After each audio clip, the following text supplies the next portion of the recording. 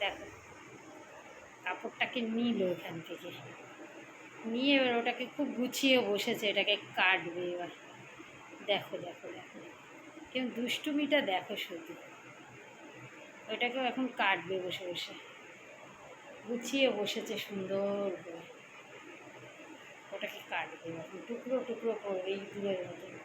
ইঁদুর যেমন কাটে ওই রকম করবে এখন। আবার দুষ্টুটা দেখছে আমার দিকে আবার। দেখো দেখো দেখো, আবার নিচে কী আছে সেটাও নেবে ও।